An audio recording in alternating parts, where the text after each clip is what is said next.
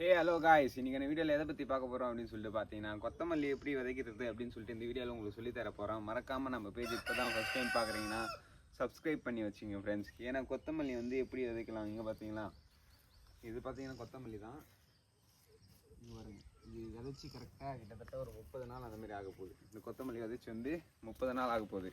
இந்த கொத்தமல்லியை எப்படி விதைக்கலாம் அப்படின்னு சொல்லிட்டு நான் உங்களுக்கு சிம்பிளாக சொல்கிறேன். இந்த வீடியோவை மறக்காமல் ஸ்கிப் பண்ணாமல் பாருங்கள், ஓகேவா? கொத்தமல்லியில் நிறைய ஒரு இது இருக்குது.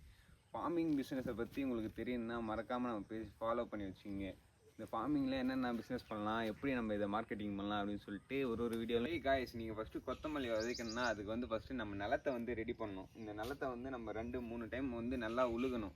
அது எப்படி உழுகிறது அப்படின்னு சொல்லிட்டு பார்க்குறேன். ஏன்னா இந்த நிலத்தை நம்ம வந்து நல்லா சமன்படுத்தி அதுக்கப்புறமேட்டு தான் நம்ம கொத்தமல்லி விதைக்க முடியும். அப்போ தான் நம்மளுக்கு வந்து கொத்தமல்லி சீக்கிரமாகவும் வளரும், சிறப்பாகவும் வளரும். ஓகேவா? வாங்க அது எப்படி பண்ணுறதுன்னு சொல்லிட்டு பார்க்கலாம். ஹலோ காய்ஸ், நம்ம வந்து பார்த்தீங்கன்னா இந்த மிஷினில் தான் ஓட்ட போகிறோம்.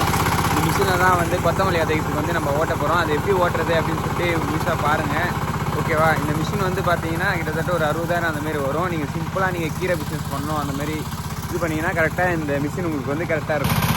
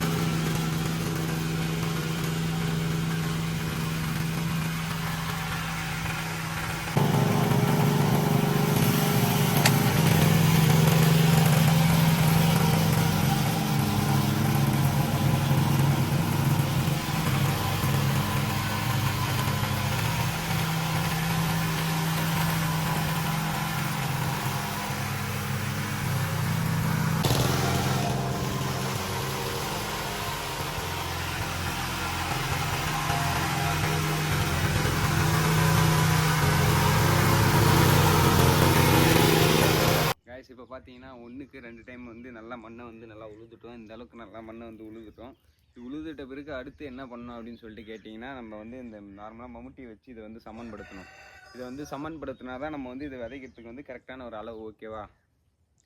கரெக்டாக இதை வந்து மம்முட்டி வச்சு சமன்படுத்தணும். அது எப்படி சமன்படுத்திட்டு அப்படின்னு சொல்லிட்டு நான் சொல்கிறேன் காய்ஸ். மம்முட்டி வச்சு எப்படி நிறவணும்னா, மோடு பள்ளம் இல்லாமல் வந்து நம்ம வந்து இதை வந்து நிறவணும். ஏன் மோடு பள்ளம் இல்லாமல் நிறவணும்னா, அப்போ தான் தண்ணி விட்டால் வந்து எல்லா இடத்துக்கும் பரவுற மாதிரி இருக்கணும், ஓகேவா? தண்ணி விட்டால் எல்லா இடத்துக்கும் போகணும். அதாவது மோடு பள்ளம் இல்லாமல் நம்ம வந்து இது கரெக்டாக வந்து நிறவணும், ஓகேவா? இருக்குன்னா இது மோடு பள்ளம் இல்லாமல் கரெக்டாக இப்படி நிறையிட்டு வரணும். இந்த மாதிரி ஃபுல்லாக நிறைய முடிச்ச பிறகு வந்து நம்ம விதை விதைக்கிறதுக்கு வந்து தயாராகிட்டோம், ஓகேவா?